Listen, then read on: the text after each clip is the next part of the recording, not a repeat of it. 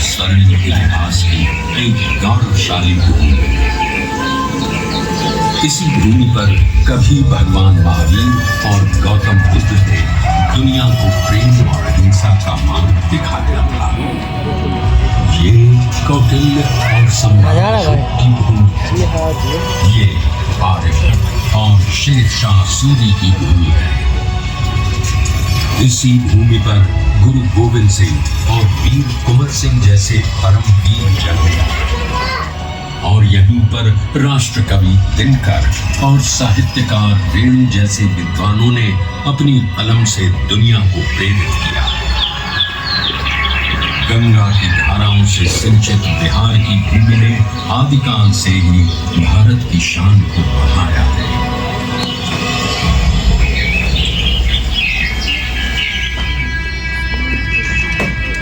पर जिस बिहार ने सदियों तक नालंदा और विक्रमशिला जैसे विश्वविद्यालयों में ज्ञान और मेधा से पूरे विश्व को राह दिखाई थी, वो 20वीं सदी के आगमन तक खुद अंग्रेजों के अन्याय और दमन की जंजीरों में जकड़ा हुआ था। ये वो समय था जब अंग्रेजों ने भारत को पूरी तरह गुलाम बना लिया।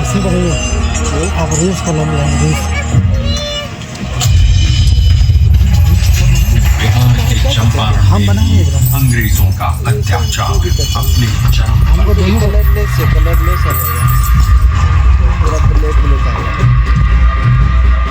चंपारण की उपजाऊ भूमि अंग्रेजों के लालच के कारण जबरन नील उगाने को लाचार और उसको भी डालेंगे, इसको गोरी सरकार नहीं व्हाट्सएप पे नॉर्मल कैमरा सीधा सिर्फ सीधा बनाइए। सही तो बोल रहा है। हाँ ऐसे बनाइए बस।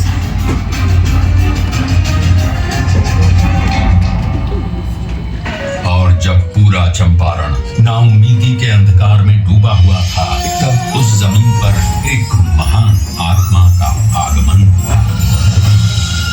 पंडित राजकुमार शुक्ल के बारंबार आग्रह पर चंपारण आए गांधी जी को उस समय इस बात का बिल्कुल भी अंदाजा नहीं था कि बिहार से उनकी ये भेंट उनके जीवन की सबसे महत्वपूर्ण घटना बन जाएगी। अंग्रेजों द्वारा किए जा रहे अन्याय और दमन से पीड़ित किसानों को देख पहली बार भारत की अवदशा से अवगत होकर उन्होंने चंपारण में कहा, मुझे नीलहे किसानों में सत्य दिखा। भारत भूमि पर यह पहली बार था जब अन्याय और बर्बरता का जवाब सत्य और अहिंसा से दिया गया। उनके नेतृत्व और सिद्धांत से प्रेरित होकर बिहार के सर्वश्री ब्रजकिशोर प्रसाद, अनुग्रह नारायण सिंह, डॉक्टर राजेंद्र प्रसाद, आचार्य कृपलानी, मजहरुल हक, रामनवमी प्रसाद, बाबू धर्मीधर प्रसाद आदि जैसे नेतागण भी इस आंदोलन में कूद पड़े। सत्य और अहिंसा पर आधारित चंपारण सत्याग्रह आंदोलन एक नूतन प्रयोग बनकर उठा, जिसने भारतवासियों को अन्याय से लड़ने का एक प्रभावशाली शस्त्र दिया। चंपारण सत्याग्रह के 30 वर्षों बाद लाखों सेनानियों के बलिदान और गांधी जी के नेतृत्व में हुए कई अहिंसक आंदोलनों के कारण भारत स्वतंत्र हुआ।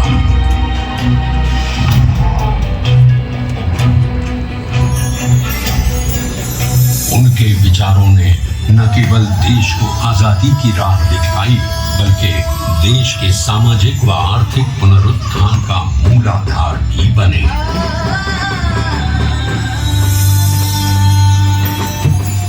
गांधी जी और उनके चिरंतन विचार आज भी बिहार के सामाजिक ताने बाने एवं शासन की धुरी है।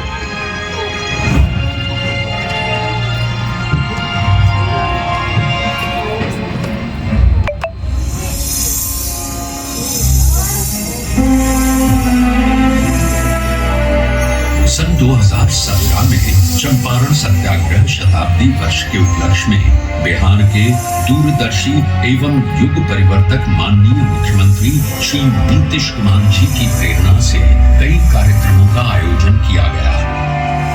इस इसमें गांधी जी की स्मृति, उनकी विरासत, शिक्षा और ध्येय को जन जन तक पहुंचाया गया और शैक्षणिक एवं सरकारी नीतियों में गांधी दर्शन को प्रमुखता दी गई।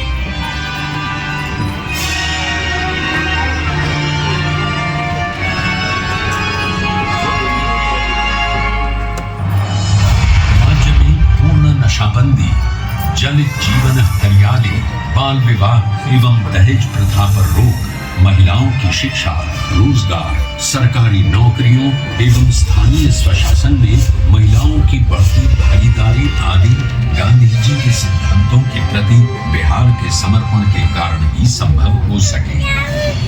गांधी जी ने कहा, शराब आदमियों से न सिर्फ उसका पैसा छीन लेती है बल्कि उसकी बुद्धि भी हर लेती है। और एक बात और गांधी जी ने कहा, शराब पीने वाला इंसान हैवान हो जाए।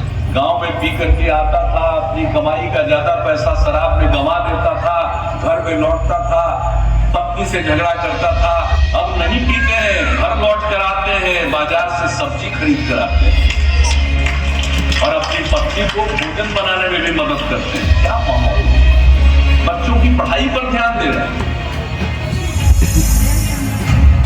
श्री नीतीश कुमार जी के कुशल नेतृत्व में पूरे राज्य में उनसे जुड़ी यादों को संजोए रखने का बहुमूल्य कार्य भी किया गया। भीति हरवा आश्रम एवं बुनियादी विद्यालयों का जीर्णोद्धार, गांधी मैदान पटना में गांधी जी की सबसे ऊंची कांस्य प्रतिमा, बापू सभागार पटना, बापू परीक्षा परिसर, मोतिहारी और बेतिया बापू सभागारों का निर्माण आदि कई कार्य हुए हैं।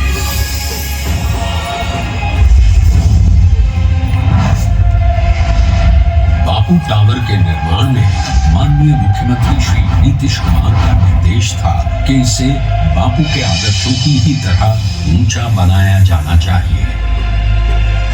अपनी 3 आयताकार एवं 5 रैंप दीर्घाओं के साथ ये अभूतपूर्व बापू टावर आपका स्वागत करता है। ये आपको गांधी जी के जीवन की ऐसी यात्रा पर ले जाएगा जो आपके मन में बापू की एक अमिट छाप छोड़ देगा। लोगों ने तय किया कि हम सब लोग गांधी जी के विचारों को लोगों तक अवगत कराएंगे। 10 से 15% भी नई पीढ़ी के बच्चे बच्चियों के मन में अगर गांधी जी के विचारों का आकर्षण पैदा हो गया और उसके प्रति उनके मन में समर्पण का भाव पैदा होगा तो ये समाज बदल जाएगा, देश बदल जाएगा। ये मेरा पूरा विश्वास है।